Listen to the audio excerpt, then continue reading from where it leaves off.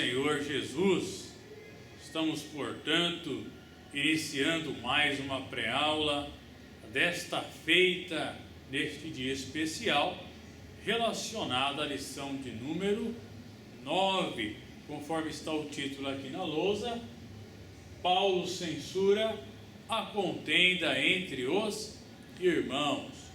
Meus amados irmãos, hoje está fazendo um frio terrível, mas tenho certeza de que a sabedoria de Deus, o poder do Espírito Santo vai acalorar as nossas vidas e nós teremos uma excelente aula. Portanto, meus queridos irmãos, antes de nós fazermos aquela abrangência, antes que nós façamos aquela abrangência profunda sobre a lição, nada mais, nada menos importante do que analisarmos o contexto social, espiritual e totalmente panorâmico da igreja de Corinto.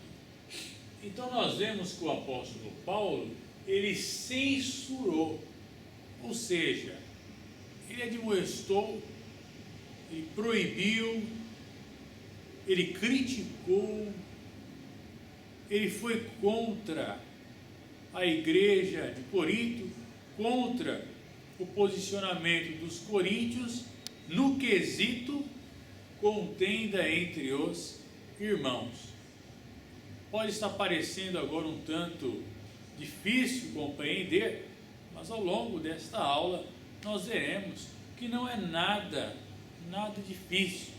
Simplesmente foi uma situação que ocorria constantemente na igreja, que acarretava em facções, contendas, iras, pelejas, invejas, dissensões, igual o apóstolo Paulo escreve em outras cartas, destinando a outras igrejas. Ou seja, são problemas corriqueiros. Não é novidade hoje acontecer isso. Hoje já acontece desde os tempos remotos, desde a igreja primitiva, desde o início da igreja. Nós temos, infelizmente, é claro, com pesar, com tristeza, que nós temos de falar que existe contenda entre os irmãos até os dias de hoje. Mas qual que era o diferencial? O que estava acontecendo de tão terrível a ponto do apóstolo Paulo censurar o ocorrido? Antes de mais nada, nós vemos que anteriormente a contenda era espiritual. Meus amados irmãos, os irmãos se lembram que algumas aulas atrás nós abordamos uma questão muito interessante, que a gente falava da igreja de Corinto, que ela criou 4 partidos, ela se tornou uma aliança partidária, um pró-Paulo, outro a favor de Cefas, que é o nome de Pedro, e outro a favor de Apolo, e outro a favor de Cristo. Ou seja, a contenda ela era da área espiritual, ela ocorria na escala espiritual, porque os irmãos se dividiam na igreja. Um queria ficar com os ensinamentos do douto intelectual Apolo, outros queriam ficar com os ensinamentos do intelectual e fundador da igreja Paulo, outros queriam ficar com os ensinamentos e seguir o líder da igreja em Jerusalém, Pedro, e por fim outros queriam seguir, ou melhor, entre aspas, afirmavam seguir Cristo, mas infelizmente esse grupo dos 4 aparentemente era o pior, pois não eram verdadeiros seguidores de Cristo, mas sim pessoas que se achavam santarronas, que eram melhores que as outras, e achavam que serviam a Cristo e os outros não. Cristo não é dividido, ele não se divide em 4 partes, e nem ele está dividido contra si mesmo. Então o apóstolo Paulo disse: está Cristo dividido? Então, em outro trecho, ele vai falar: eu plantei, Apolo regou, mas foi o Senhor quem deu o crescimento. E também, escrevendo aos Coríntios, ele vai falar da importância do corpo, que o pé não pode dizer que vive sem a orelha, nem a orelha sem a mão sem o olho, nem sem a boca, e etc. Dentro do corpo de Cristo, todos são importantes, e o corpo de Cristo é união. Ó quão bom e quão suave é que os irmãos vivam em união. Então abrangia a escala espiritual, mas com o passar do tempo passou a abranger a esfera judicial. Observe bem, as coisas estavam cada vez mais piores. Outrora, algo que era unicamente espiritual passou a abranger também a escala judicial. Ou seja, as demandas, as contendas, os litígios saíram da igreja e foram parar dentro dos tribunais, dentro do fórum, né? Então estava se tornando algo realmente perigosíssimo dentro da igreja. Tudo porque eles já estavam acostumados com a contenda, já tinham amizade com a contenda, e isso é algo muito perigoso. O universo romano jurídico era baseado na lei das 12 tábuas de Cícero. Cícero foi um dos maiores filósofos da história, um dos maiores expoentes do direito. Cícero foi uma personalidade peculiar, uma das maiores do Império Romano e da história mundial, e ele foi o responsável pela lei das 12 tábuas. A gente vai falar sobre a lei das 12 tábuas mais para frente, mas nós podemos perceber que o universo romano jurídico era centralizado na lei, né? Era uma sociedade que tinha princípios legais, fundamentados juridicamente. Nós não temos lá na cultura judaica e israelita a lei de Moisés em 2 tábuas, os 10 mandamentos. A gente não tem lá: não adulterarás, não furtarás. E aquilo não foi um divisor de águas, não foi algo crucial para toda a religião judaica e sociedade israelita? Com certeza foi, né? Tinham princípios na lei mosaica que também eram baseados na lei de Italião, lá de Hammurabi, né? De um período muito remoto. Então o direito romano, ele permitia algo muito importante que nós temos nos dias de hoje: o direito ao contraditório.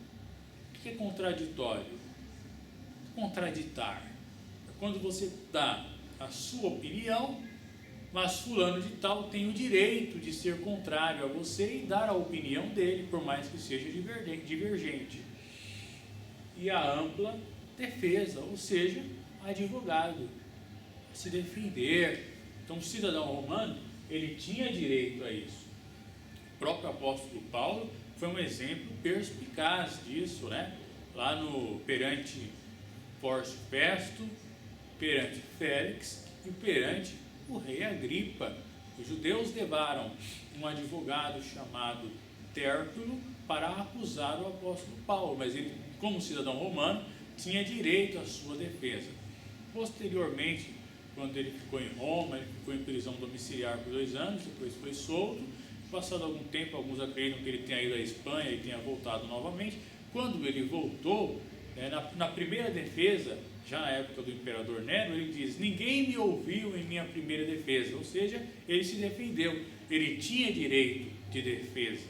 Então é algo muito importante. O cidadão romano tinha direito de defesa, e a pena capital para o cidadão romano era a decapitação, ser degolado, né? Então, como ele era cidadão romano, ele sofreu a pena capital, que foi degolado. Pedro, como não era cidadão romano, sofreu a pena capital para não romanos, que era a crucificação. Então observe qual foi a humilhação de Cristo em sofrer a pior pena que existia dentro do Império Romano, destinada unicamente a ladrões severos. E ele não fez nada de injusto e morreu por nós na cruz do Calvário. A sociedade romana, então, ao que tudo indica, era extremamente litigiosa. O que é um litígio? Litígio é uma contenda, é uma peleja, é uma dissensão envolvendo uma causa, é uma demanda.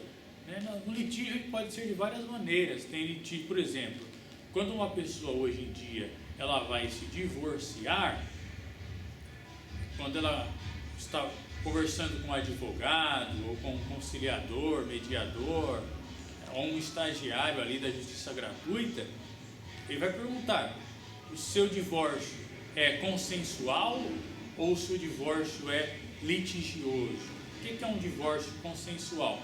Quando ambas as partes estão de acordo, né? Não há nenhum litígio, ou seja, observe bem, não há nenhum litígio, não há nenhuma dissensão, não há nenhuma contenda, nenhuma contradição.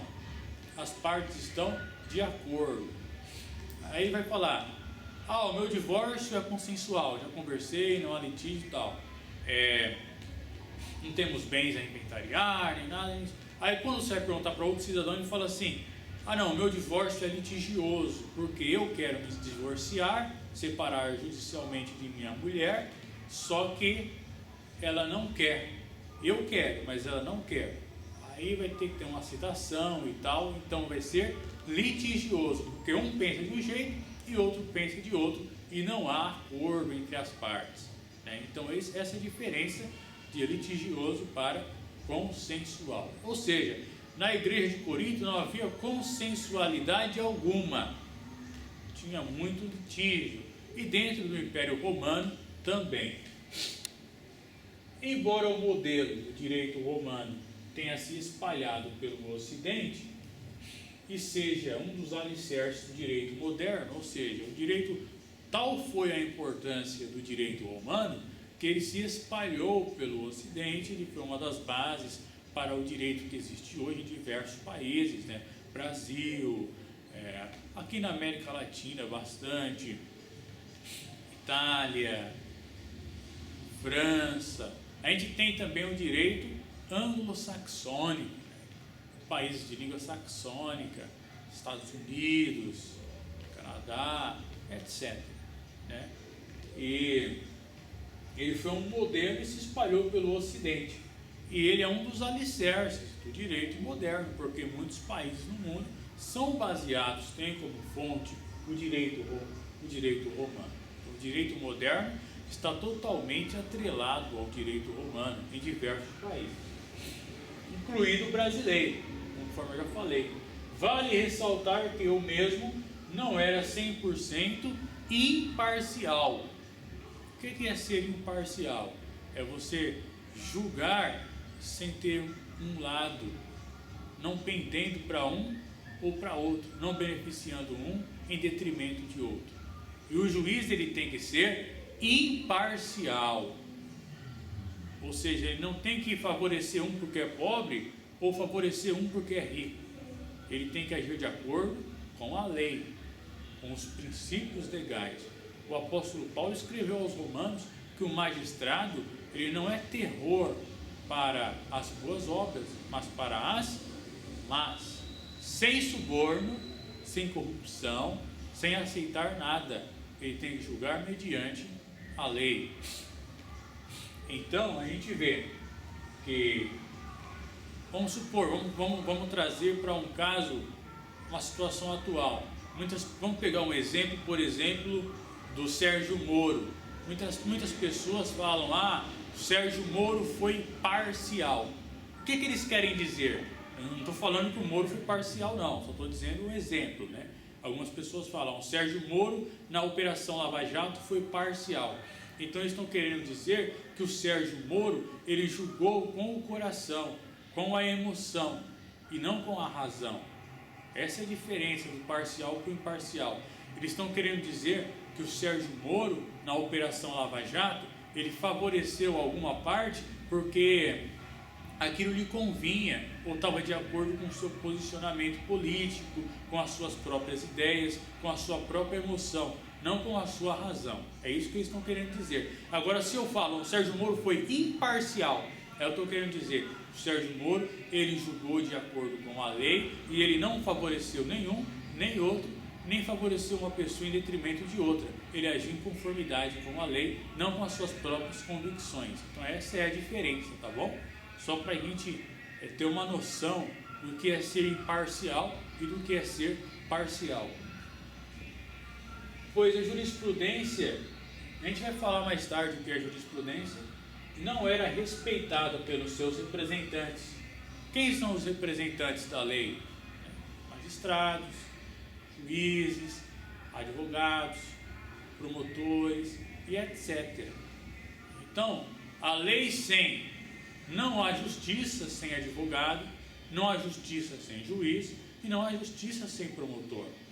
Então essa pirâmide não é hierárquica. Tanto o promotor, quanto o juiz, quanto o advogado, eles são pessoas com os mesmos direitos perante a lei, nenhuma superior à outra. E todos ali estão para fazer justiça. Então não pode existir um caso sem um advogado, ou sem um promotor, ou sem um juiz, ou faltando um dos três. Não pode. Tem que ter os três, porque aí sim nós teremos justiça. Pelo menos aparentemente deveria ser, né? Estou falando isso no papel. Então eis a importância de tudo isso. Então os representantes da lei são essas pessoas aí. Só que tinha um probleminha. A jurisprudência não era respeitada pelos seus representantes. A gente vai falar mais tarde o que é jurisprudência, os quais não poucas vezes se corrompiam com os subornos. Eis o problema. Não poucas vezes, ou seja, muitas vezes, os representantes da lei deviam agir em conformidade com a lei, deviam trazer à tona a aplicabilidade da lei. Muitas das vezes eles eram dominados pelo suborno, pela corrupção. E isso era muito desfavorável à classe pobre, né? Porque o que acontecia? Onde os patronos ricos eram nitidamente favorecidos. Ou seja, existia um favorecimento muito alto a quem tinha dinheiro, porque subornava, e aquele que era pobre, como não tinha dinheiro para subornar, acabava sendo condenado. Eis um grande problema da sociedade ali daquela época, certo? Eu vou apagar a lousa e aí a gente vai entrar mesmo a fundo em nossa aula, tá bom? Voltando, portanto, meus queridos irmãos, conforme eu havia dito, nós estávamos falando sobre as demandas e os litígios na cidade de Corinto, na igreja de Corinto. Nós vemos que a sociedade romana, embora Corinto ficasse na Grécia, fazia parte, obviamente, do Império Romano, e tinha de seguir as leis do Império Romano, embora também a lei romana permitia, respeitava a tradição local, ou seja, as leis das terras dos povos que eram conquistados pelo Império. Então, o Império Romano ele era assim. Não deu para fazer uma pirâmide aqui, mas os irmãos vão entender qual que é mais ou menos a ideia. Imperador, abaixo do imperador era o máximo, né? Primeiro cidadão da polis, número 1. Em dado momento, poderia ter até mesmo ser considerado como um deus. Existiam imperadores que exigiam isso, como Vespasiano, Nero e etc. Abaixo tinha a elite. Quais figuras compunham a elite? Os senadores, o Senado. Ironicamente, o imperador Calígula uma vez colocou o seu cavalo para ser senador. E os patrícios, as pessoas talvez mais antigas devem se lembrar, hoje a gente chama de playboy, né? Mas há um tempo atrás, quando você ia se referir a um garoto que era uma pessoa que tinha um poder aquisitivo elevado, uma pessoa que não convivia muito com o povão, né? A gente fala, né? Com a galera, tinha muito dinheiro, tinha uma vida muito boa, a gente chamava do quê? De patricinho, né? Ou, quando era uma menina, chamava de patricinha, melhor dizendo, uma garota, e o garoto de Mauricinho, verdade, me inverti. Patricinha era a garota, né? E o garoto de Mauricinho. Então, patricinha vem disso aqui, ó, dos patrícios, lá do Império Romano, que era a classe mais rica, né? a fina estirpe. Então, por isso que chamava uma menina, uma garota assim, de patricinha, aquela menina, uma patricinha, por causa disso. E os patrícios eram formados pelos aristocratas e pelos nobres. Talvez aqui quem já assistiu ali episódios, né, do Chapolin Colorado, né, uma série de humor, a gente vê, tem um episódio que chama Conde de Terra Nova, ou seja, um aristocrata. No passado, naquela época, existiam mesmo os aristocratas, né? Condes, duques, arquiduques, mas isso num passado mais recente. Já naquela época, tinha a aristocracia, que em quesito riqueza e poder aquisitivo, não deixava a desejar também, né? Aristocratas e nobres. Abaixo tinha a plebe. E esta plebe aqui, ela poderia ser composta tanto por servos libertos, quanto por clientes. O que são clientes? Clientes era a classe média, ou seja, era o patrício mais pobre e o plebeu mais rico. Ou seja, é o povo em geral, né? É a classe média. E abaixo da classe média, aí sim tinha os mais pobres, que eram também escravos, na maioria das vezes. Esses servos livres ou libertos poderiam às vezes ser servos conquistados, que mediante algum feito heróico conquistava a cidadania ou conquistava a liberdade. Tem aquele filme chamado Ben-Hur, que trata bem disso, apesar do figurante ter recusado a liberdade. Então, tinha os servos libertos, os clientes, classe média, e abaixo tinha os escravos. E a cidade de Corinto, meus irmãos, era muito interessante, porque tinha 250 mil cidadãos livres e 400 mil escravos, ou seja, tinha cerca de 650 mil habitantes em Corinto e tinha mais escravos do que cidadãos livres. Isso é muito interessante. Vindo aqui para baixo, a exemplo da lei das 12 tábuas, conforme a gente falou, que era uma das bases do direito, nós citamos aqui pelo menos 4, né? Eram sete aqui se tratando do chamamento a juízo, mas eu só coloquei 4 para não ficar exaustivo. A lei das 12 tábuas era a fonte do direito romano, que era baseado em crenças,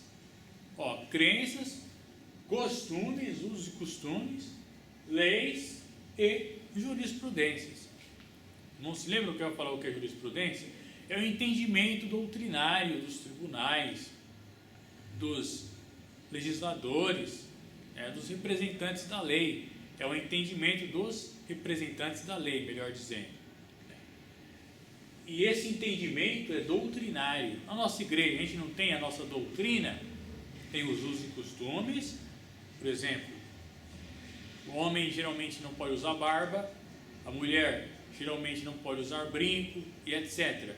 São usos e costumes, né? Então, não é algo assim doutrinário, é o costume da igreja e deve ser seguido.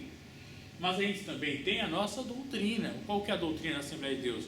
Pentecostalismo, por exemplo. Nós somos pentecostais e é uma doutrina bíblica. Eis aí o que é jurisprudência, o entendimento doutrinário. E o governo, ele era mais ou menos assim, teocracia e monarquia. Por que teocracia? Porque o governo ele apoiava a religião e, conforme eu falei, eu citei para os irmãos agora há pouco, em alguns casos, até mesmo o governador, o imperador, ele se auto-intitulava um deus, só que também tinha uma monarquia, tinha uma pessoa, tinha um chefe de estado que era o rei, que era o imperador. Embora dinastias, não há muitas dinastias que foram prolongadas no Império Romano, porque tinha muito golpe de estado, ou às vezes uma pessoa, por exemplo, que era de outro lugar, nem era nobre, devido a comandar o exército, se torna depois imperador e etc. Por exemplo, Júlio César ele não foi imperador, ele foi ditador, ele não foi imperador. passou então para o seu, se não me engano, era um sobrinho adotado, uma coisa assim, que foi Otávio.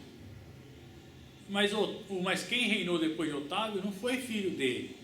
Então não tinha muito uma hereditariedade assim, sabe?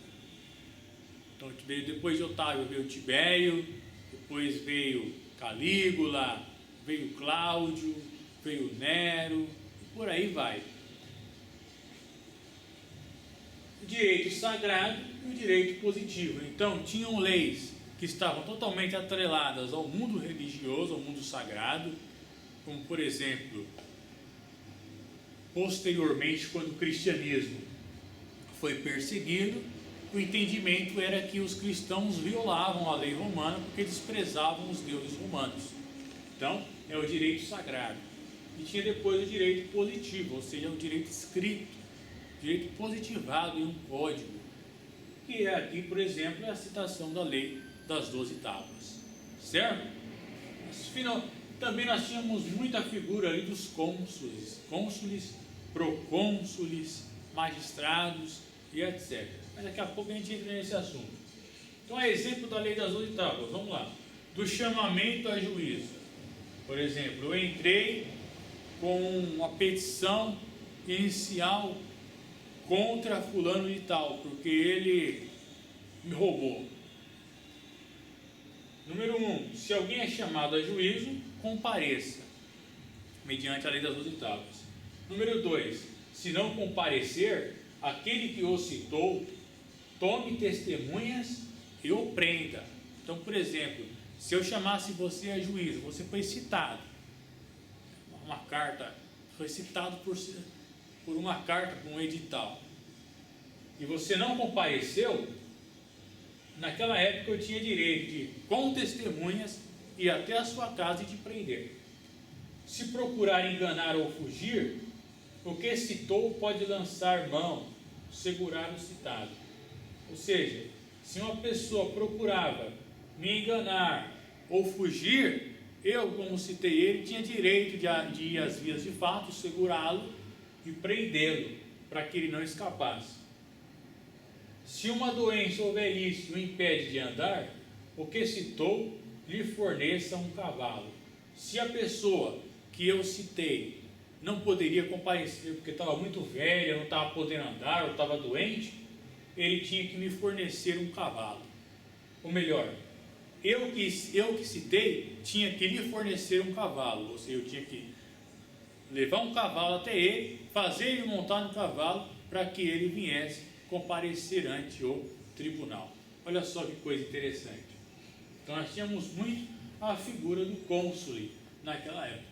Eu vou apagar a lousa mais uma vez e aí nós vamos finalizar a nossa pré-aula. A gente vai finalmente, os alunos já devem estar, meu Deus, o professor não entra na aula. Finalmente nós vamos entrar sobre a questão das demandas na cidade, na igreja da cidade de Corinto, ok? Então, um minutinho aí, tá bom? Voltando então, meus amados irmãos, continuando aqui, eu gostaria de fazer uma breve leitura em Atos dos Apóstolos, capítulo de número 18, a partir do versículo 12. Diz assim: mas, sendo Galho procônsul da Acaia, levantaram-se os judeus concordemente contra Paulo e o levaram ao tribunal, dizendo: este persuade os homens a servir a Deus contra a lei.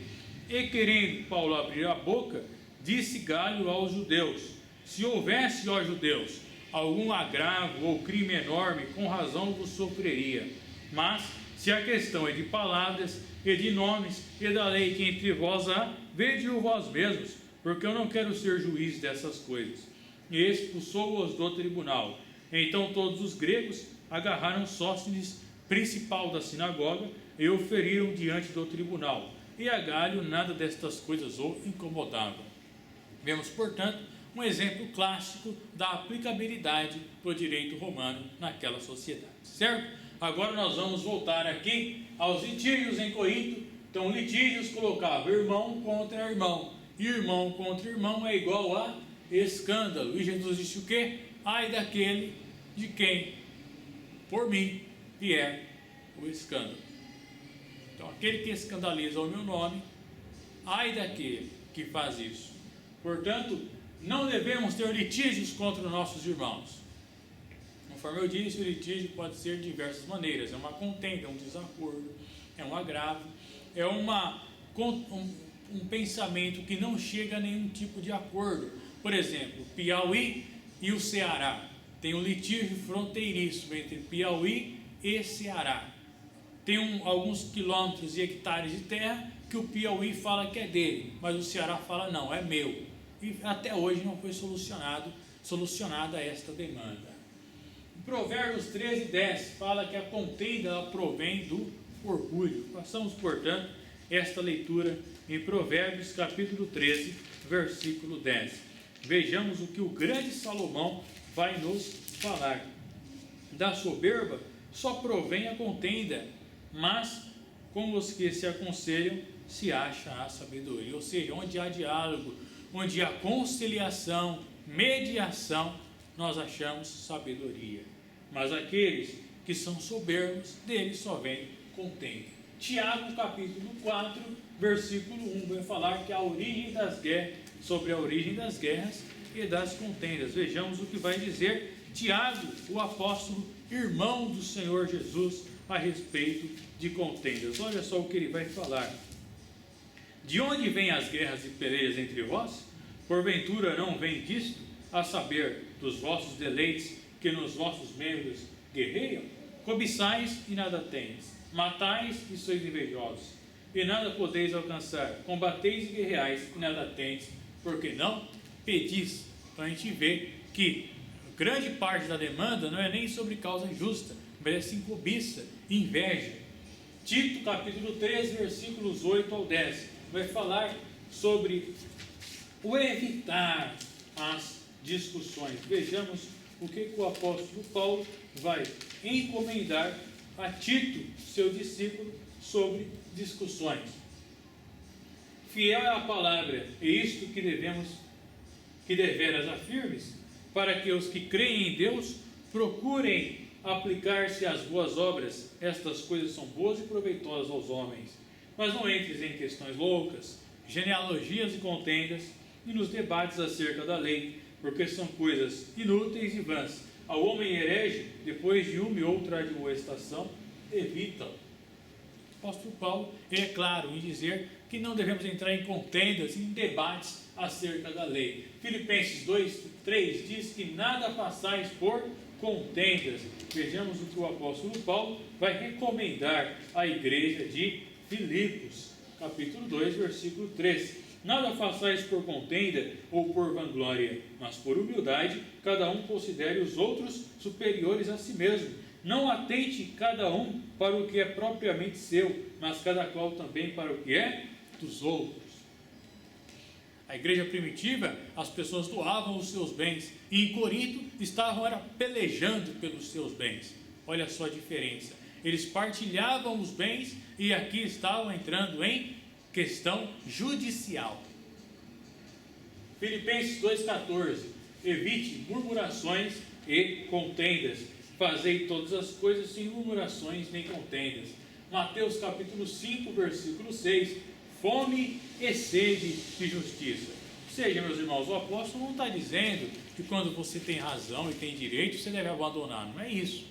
Ele só está dizendo que você deve procurar primeiro a conciliação, agir com sabedoria, e em últimos casos, em última instância, você deve ir ali na lei mesmo, procurar o direito que é seu.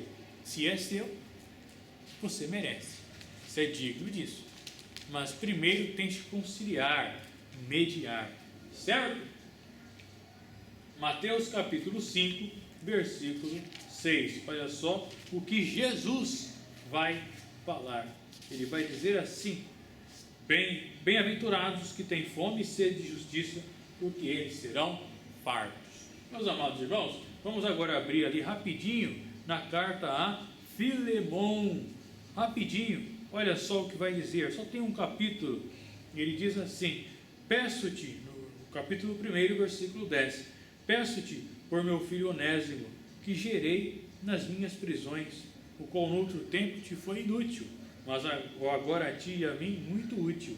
Eu te tornei a enviar. e tu torna a recebê-lo como as minhas entranhas.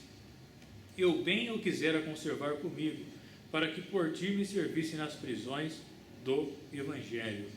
Mas nada quis fazer sem o teu parecer, para que o teu benefício não fosse como força, mas voluntário. Olha só o que ele está dizendo aqui para Onésimo. Ele ainda fala no 18, 19. E se te fez algum dano ou te deve alguma coisa, põe isso à minha conta. Eu, Paulo, de minha própria mão o escrevi. Eu o pagarei, para te não dizer que ainda mesmo a ti próprio, a mim te deves. Sim, irmão, eu me regozijarei de ti no Senhor. Recreia as minhas entranhas no Senhor. Escrevi-te confiado na tua obediência, sabendo que ainda farás mais do que digo.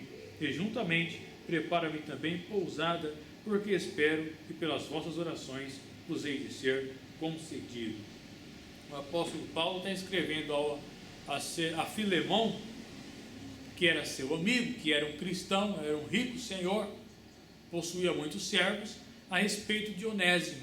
Onésimo foi uma alma que o Senhor usou Paulo como instrumento para ganhá-la para o reino dos céus. Onésimo foi convertido nas prisões. Onésimo, no passado, tinha feito algo errado. Ele tinha fugido de seu senhor Filemão. Só que agora Paulo está escrevendo para Filemão, para que Filemão o receba novamente de braços abertos e que não vá aos tribunais colocar o pobre Onésimo lá nas prisões, mas que o receba e que aquilo que Onésimo deve, o próprio Paulo vai pagar para o Filemão. Olha só que exemplo maravilhoso de quando há uma possibilidade de conciliação, como deve ser feita, né? Pois quando você tiver tempo na sua casa, leia a carta de Filemão, um capítulo só, que é um texto muito interessante a respeito do que nós estamos falando hoje.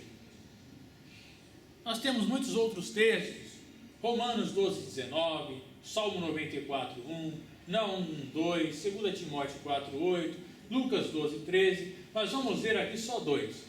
Nós vamos falar sobre a justiça de Deus e para finalizar, nós vamos falar sobre qual é a coisa que o Senhor menos gosta na face da terra, certo? Vamos lá, Provérbios, capítulo de número 6. O grande Salomão, instruindo a todos aqueles que amam a sabedoria, nos diz qual é a coisa que o Senhor menos gosta na vida de um ser humano. Capítulo 6, versículos 16. Estas 6 coisas o Senhor odeia, e a 7ª a sua alma abomina: olhos altivos, língua mentirosa, mãos que derramam sangue inocente, o coração que maquina pensamentos perversos, pés que se apressam a correr para o mal, a testemunha falsa que profere mentiras, e o que semeia contendas entre irmãos. Essas 6 coisas o Senhor odeia, e a 7ª, que é o semear contendas, ele abomina. Então, se dá para evitar, evite. Busque uma conciliação. Romanos capítulo 12, versículo 19, para nós finalizarmos nossa aula hoje. Olha o que Paulo vai dizer: não vos vingueis a vós mesmos, amados, mas dai lugar à ira, porque está escrito: minha é a vingança, eu recompensarei, diz o Senhor. Portanto, se o teu inimigo tiver fome, dá-lhe de comer; se tiver sede, dá-lhe de beber, porque fazendo isso, amontoarás brasas de fogo sobre a sua cabeça. Não te deixes vencer do mal, mas vence o mal com o bem. Lucas 12, 13 também, vamos lá rapidinho. Os irmãos podem estar um pouco cansados, mas é um texto muito interessante também, de acordo com o que nós estamos abordando hoje. Lucas capítulo 12, versículo 13. E disse-lhe um da multidão: mestre, dize a meu irmão que reparta comigo a herança. Mas ele lhe disse: homem, quem me pôs a mim por juiz ou repartidor entre vós? E disse-lhes: acautelai-vos e guardai-vos da avareza, porque a vida de qualquer não consiste na abundância do que possui. Aí ele vai contar a parábola do homem, do rico insensato. Construiu celeiros, fez isso, fez aquilo. Aí disse agora a sua alma: descansa, bebe, come. Mas o Senhor apareceu à noite e disse: louco esta noite pedirão a tua alma. E o que tens feito? Para quem será? O Salmo 133 diz: ó quão bom e quão suave é que os irmãos vivam, não é façam, vivam em união. Deus te abençoe e até a próxima.